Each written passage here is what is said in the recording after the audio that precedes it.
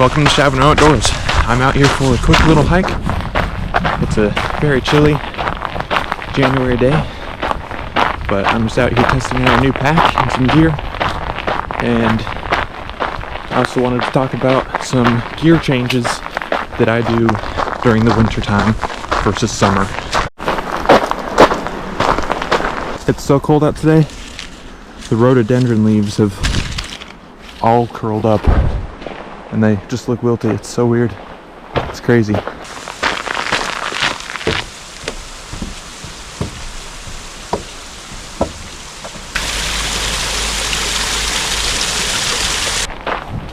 So the first piece of gear that I switch out during the winter months, and it's different from what I carry in the summer, is going to be my water bottles. In the summertime, I'll just carry some standard smart water bottles that you can find in a gas station. But during the winter months, I'll switch those out for two 48-ounce Nalgene bottles. And the reason I do that, especially if I'm backpacking, is because I like to boil water and then pour it into the Nalgene bottles and keep that in my sleeping bag at night to keep me warm. Or if I'm not moving and just sitting around at camp, I can tuck it up under my jacket, and that'll keep some heat in there to keep me nice and warm. Another reason I like to use the Nalgene bottles in the wintertime is because if I do end up forgetting to put them in my sleeping bag or keep them warm, if the water ends up freezing, if it's in a smart water bottle, I could end up cracking that and expanding. And a Nalgene bottle is just a little tougher and can withstand the winter conditions a little more.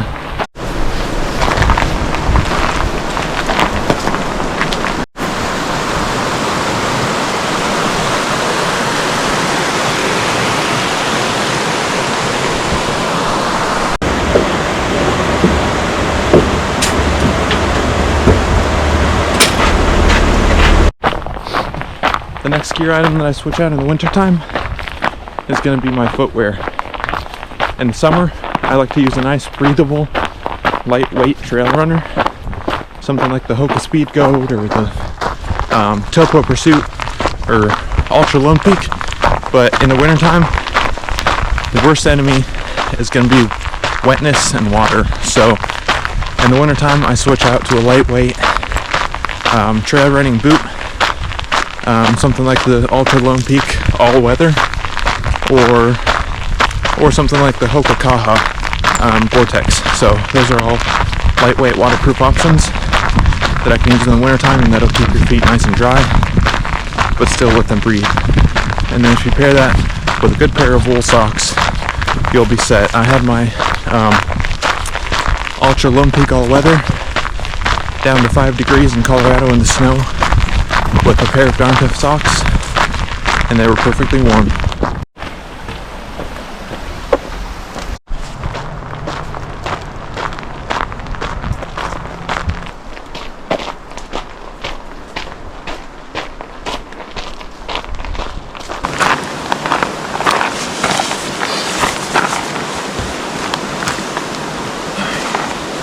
It's getting a little hot, or not hot out.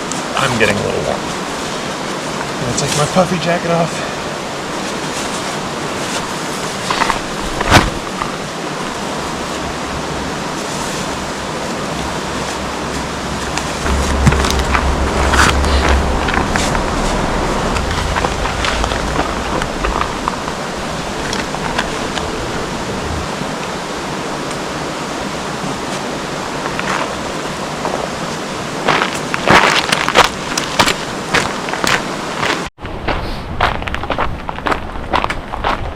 The next piece of gear that I switch out is going to be my stove.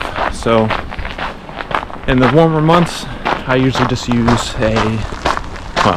it's what I call my cheap Chinese stove. But I guess the most similar one would probably be like the BRS stove. It's a super light, small stove.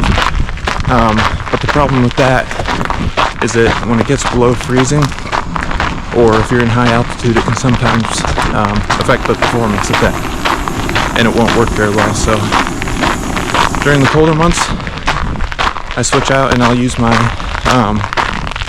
MSR Whisper Light stove, and that uses a liquid fuel, something like white gas, And the cool thing about that is that you can actually use kerosene, diesel, unleaded fuel, basically any type of liquid fuel like that.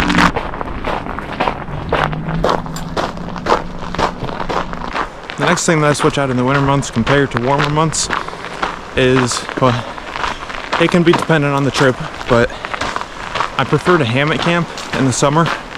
I just think it allows a better airflow just to keep you a little bit cooler so you don't get so smothered in the tent. As long as you have a hammock with a good bug net and a good rain fly to keep the rain off during storms, I kind of prefer that in the summertime to allow better airflow and keep you a little bit cooler. The last item that I wanted to talk about is kind of going to go along with the stove and the water bottles, but it's going to be a bigger pot. I like to bring, I don't know what size it is honestly, but it's just one of those older loose speckled pots, and it just allows me to fill it up with those Nalgene's, because those wouldn't fit in my small Tokes pot.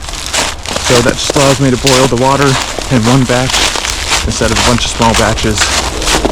Or if you go in a group camp, it's just a whole lot easier to have a bigger pot. So that's what I do. This is how you know it's cold outside, is when you start getting these ice worm things that shoot out of the ground. They're really cool, kind of crazy. They're just these spikes of ice that come out of the ground. It's kind of cool. It's crazy. Before I end this video, I just wanted to say that I'm not an expert backpacker or hiker by any means.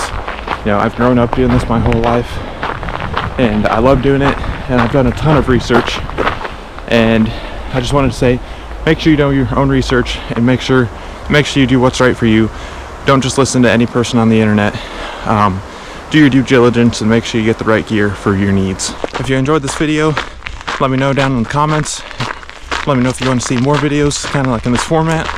I'd greatly appreciate it. Please like and subscribe to help this channel grow. I'll see you guys in the next video, and until next time, stay in the wild.